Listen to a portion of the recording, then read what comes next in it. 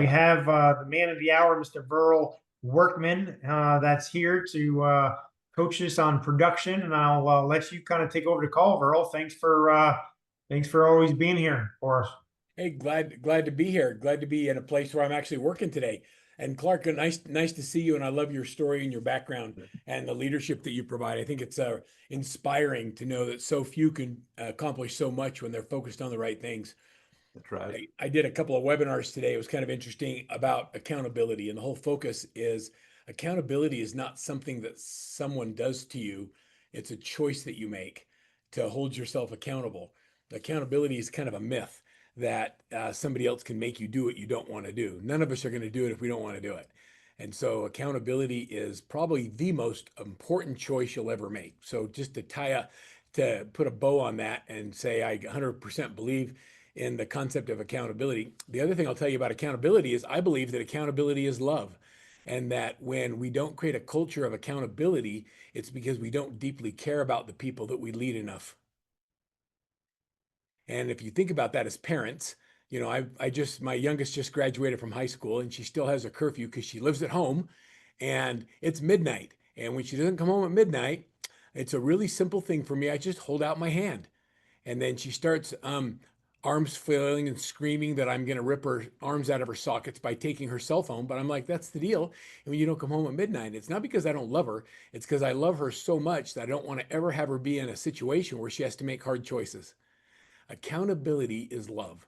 It's what we do with the people that we care most about. So when you think about the people you lead and whether or not they're willing to hold themselves accountable, then just ask them, who are they doing it for, and who do they love enough to hold themselves accountable to provide for. So those are all things that I think about when I think about accountability. We can spend, Clark, we could probably spend a few days talking about accountability. One of the things that I've learned is that as a leader, I pretty much have to reinvent myself constantly because I realize how bad I am at so many of the different aspects of leadership. And if it was easy, everybody would be a leader. And I'm thinking right now, what can I provide you that would be most beneficial from a production perspective? How is it? Have you ever had this? Have you ever had the busy day, nothing accomplished feeling where you feel like you got up and you went to work and you were busy all day, and then you get home and you sit in that place, your comfortable chair, and then the person you care about, your spouse or your loved one says, "So what'd you do today?" And you have no freaking idea what you accomplished. And that's so frustrating because you know you were busy but didn't do anything that moved you closer to your goals. So what causes that? What causes that feeling? I every once in a while you'll hear me crack open my Augmandino, and Augmandino scroll number. Let me tell you what the number is. It's scroll number 4. He says, "I will live this day as if it is my last. And what shall I do with this precious day that remains in my keeping?" He says, I will avoid the fury, the killers of time. Procrastination, I will destroy with action. Doubt, I will bury under faith. Fear, I will dismember with confidence. Where there is idle mouths, I will listen not. Where there are idle hands, I will linger not. Where there are idle bodies, I will visit not. Henceforth, I know that to court idleness is to steal food, clothing, and warmth from those I love, and I am not a thief. I am a man of love, and today is my last chance to prove my love and my greatness. I will live this day as if it is my last. I remember reading this for the first time, or maybe the 5th or 10th time, and I was flying back from a Boomtown conference. I was speaking at Boomtown, and I sat next to a guy named Dave Blanchard. Dave Blanchard is the CEO of Augmandino Corporation. And so it's so fun. So I love flying first class because you get to meet cool people. One time I had my palm read by a guru. That was pretty interesting. And then I sat by Dave Blanchard, the CEO of Augmandino Corporation. We became friends, and we continue to have a relationship today. And when you read this scroll, I want you to think about it because I'm going to talk about why is it that some people who seem to be the busiest get more done in a day than everybody else. I think Brent Gove is one of those people. Like, he has all of these things. He gets everything done. He's living his best life. His wife's traveling the world with him, and he's still one of the most productive people I've ever met. And he's doing all this stuff. Well, how is it that he gets so much done? So I want you to listen to these words, and then I'm going to tell you about my personal experience and why I felt I'll tell you my feelings. So he says, I will live this day as if it is my last. He says, and if it is my last, it'll be my greatest monument. This day will make the best day of my life. This day will I drink every moment to its full. I will savor its taste and give thanks. I will make every hour count. And each minute will I trade only for something of value. I will labor harder than ever before. I will push my muscles till I cry for relief, and then I will continue. I will make more calls than ever before. I will sell more goods than ever before. I'll earn more gold than ever before. Each minute of today must be better than the hours of yesterday. My last must be my best. I will live this day as if it is my last. All right, so I want you to think. I'm going through this, I'm reading this, and I'm thinking, okay, a couple thoughts. If today's my last day, I'm probably not working. I don't know about you, but making more cold calls and selling more stuff, not on my list of things that's important. And the same time I was reading this, my father-in-law had been diagnosed with pancreatic cancer, and it's a brutal cancer. Same time Patrick Swayze was going through his, and they both didn't live very long. My father-in-law, I watched him go through this journey. He was 66 years old, worked his entire life to be able to retire so that he could spend time with his wife and travel. Saved every penny, didn't spend, and at 66, the year he retired, he went to his last convention, came back, and he started turning yellow. Thought he had gotten hepatitis, and it turned out to be pancreatic cancer. 9 months later, we were at his funeral. And I watched Carl fight.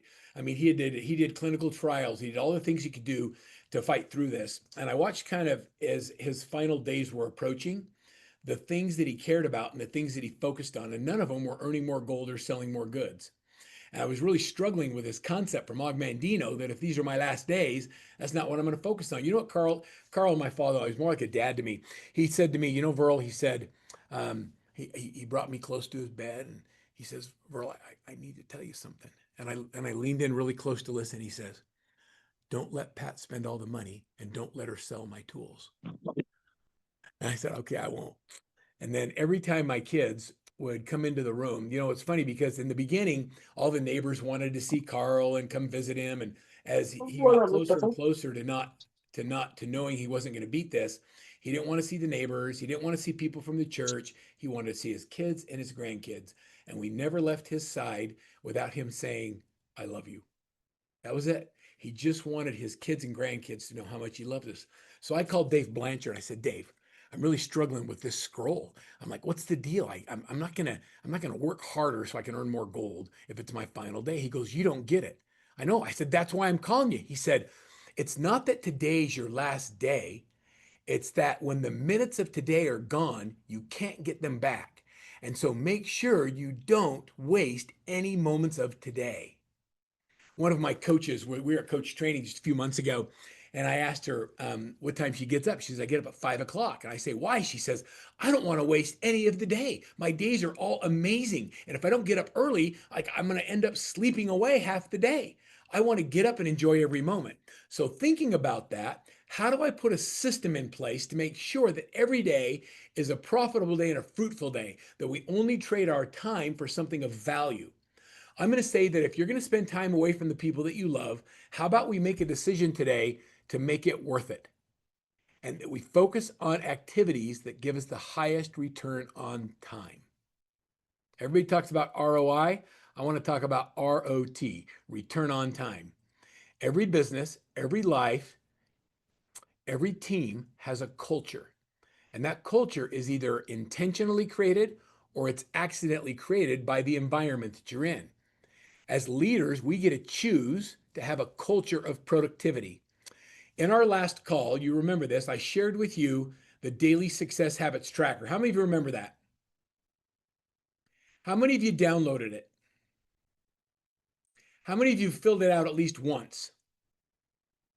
Good for you.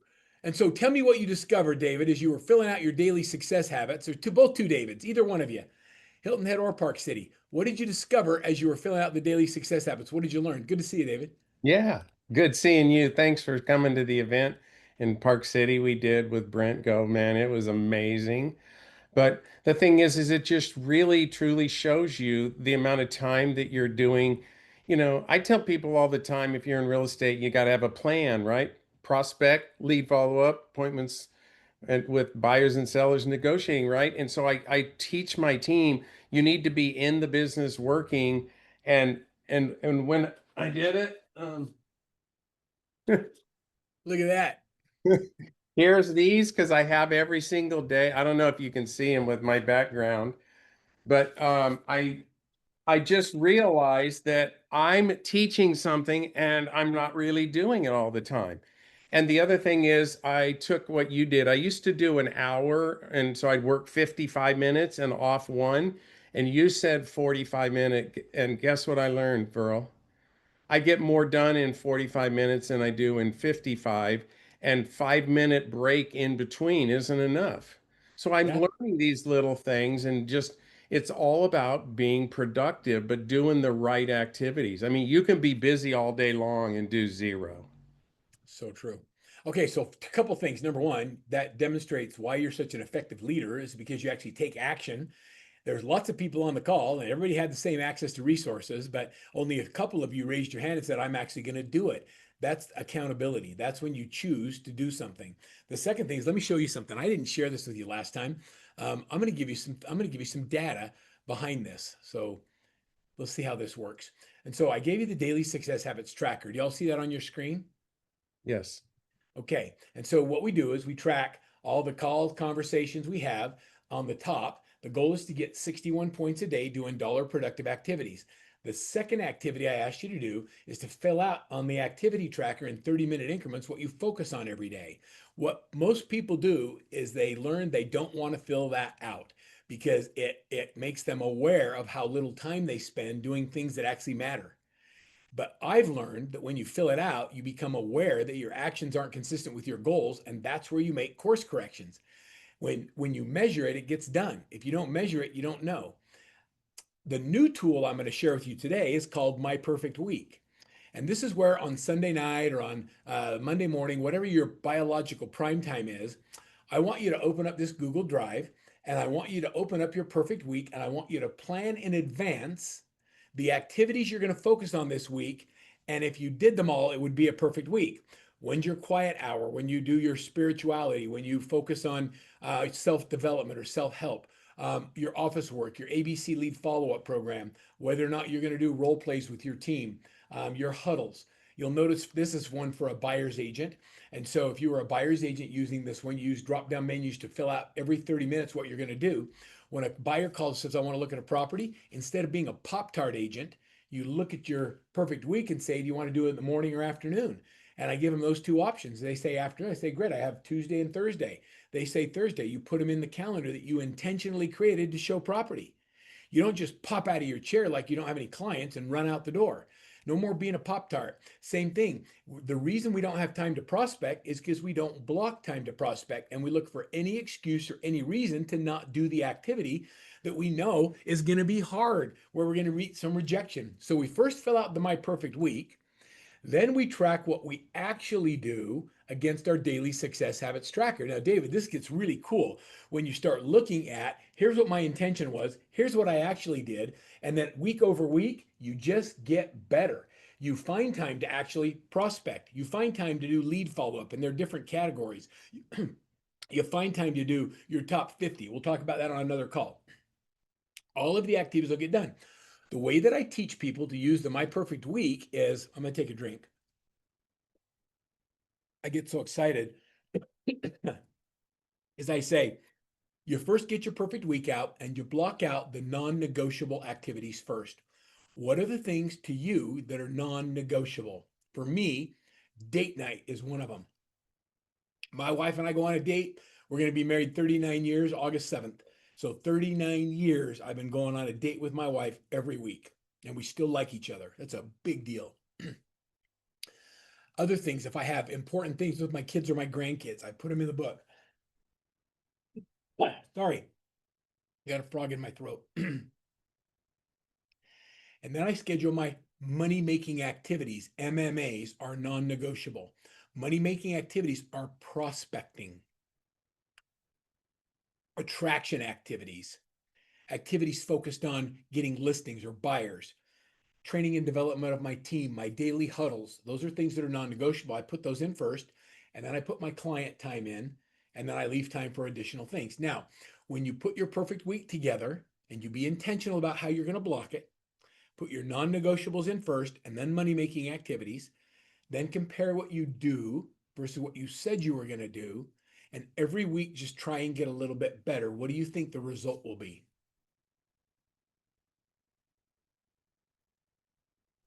More money.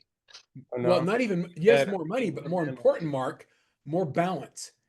Because when you're done every day, because you did the things you intended to do, every day is a successful day. Every day is good because you have your list of things you needed to do. You got your prospecting in, you did your attraction activities, you did the activities that generated revenue. Let me show you something that we learned. I didn't give this to you last time because I didn't have it, but let me show you this. I track thousands of real estate agents, hundreds of teams, and all of their daily success habits. This is just some a year-to-date screenshot.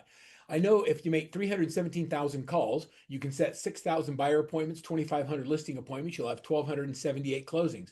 I know that it takes 141 points to get a buyer appointment, 320 points to get a listing appointment, and 670 ones to close a deal. You want to do 2 deals, you need to do 1,200 or 1,340 points. I understand that greatness is predictable, just like average is. And if you're turning in points where you're getting 12 points a day, I can tell you what your outcome is going to be. Not much. And if you're turning in things or you're using fake points or fake work to get your points, you're also not going to get the result. But when you look at the averages across the board, greatness becomes predictable. Let me show you something else. Candace and I yesterday sat down and we said, hey, let's look at our point totals for the previous 4 years and then compare it against year to date and look at the average points per closing and also our average closings per agent that track their points. How many have people in your organizations that if they sold 47 deals would be life-changing for them? Or 30 deals or 33? We set a minimum to be on a Workman coach team of 24 deals a year. And so these are their average closings per agent because they're tracking. Look at this. In 2021, it took 471 points to close a deal. In 2022, 541. In 2023, it went all the way up to 698. People thinking going from 22 to 23, they could do the same effort and get the same result. And you couldn't. You had to do a lot more to close the same number of deals. So we had to put more effort in. The whole myth of I've always done the same thing, I don't know why it's not working, it's because the market's changing. Things are different. There's a lot of crap going on. In 2023, it was 698. 2024, it started to stabilize a little bit. It went back down to 649, and then we're back up to 671. Is anybody feeling that? It feels like it's more effort to get the same number of sales right now. Like the people who don't feel that are like the people that are getting Zillow Flex leads. They have lots of activity, but not a lot of profitability. And so the other side of their business is kind of not as busy because they have the crack of Zillow leads coming in. And I teach that you shouldn't have more than 25% of your income coming from any one pillar. And so we build pillars of income. And I love that Zillow does that as long as it doesn't overtake your whole team because it puts it at risk. So here we are in 2025. In order to do the same amount of business as we were doing in 2021, we have to do 200 more points in order to close the same transaction. That's like 35% more effort for the same result.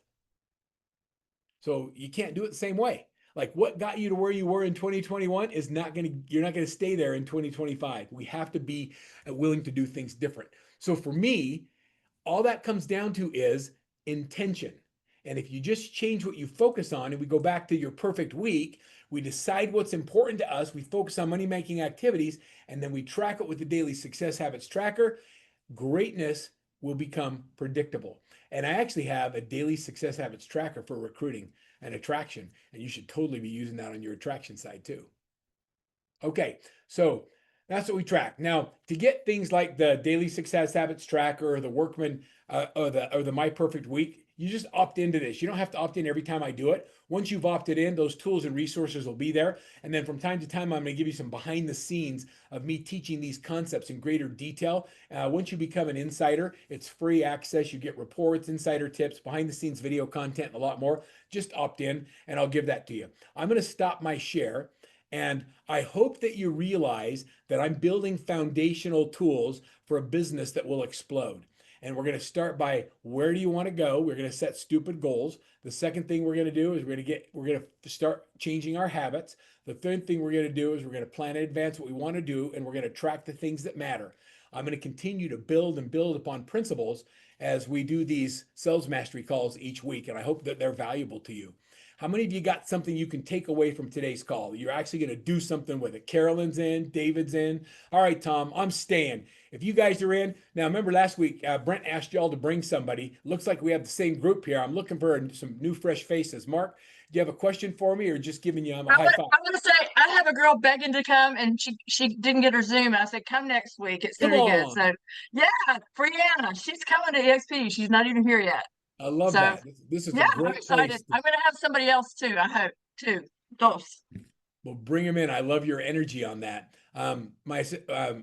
April and Candace just put in the note in the chat the link to click on the Become a Mastery Insider, where you get the inside stuff and the downloads from these calls. I just want you to opt in. I'll put you in my database. We'll follow up with you. And at some point, if you feel like you need some help or you want to coach, just raise your hand and say, give me a coaching consultation, and we'll have somebody reach out to you. We're very much going to share and give you a lot of things. And if you feel like it's overwhelming and you need some additional help, just raise your hand. Okay. Anybody have any questions for me before we wrap up today? And I want to say thank you for letting me come on and do these sales mastery calls. They're so fun.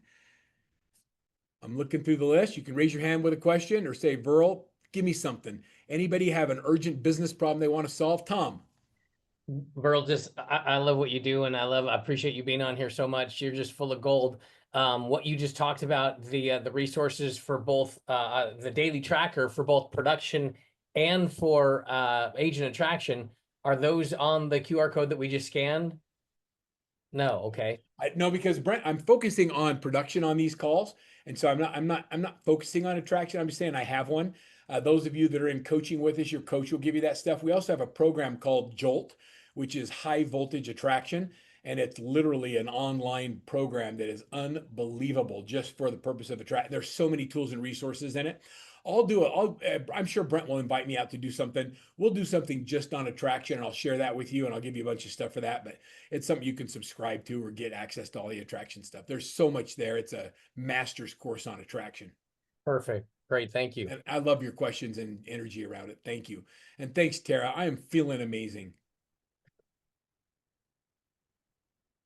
All right, everybody. Have a great rest of your week. Thanks for having me. I'll see you next Tuesday. Same time, same bat place, twice as You many look people. great, Verl. Thanks, Verl. Appreciate you. You betcha. See y'all. Thanks.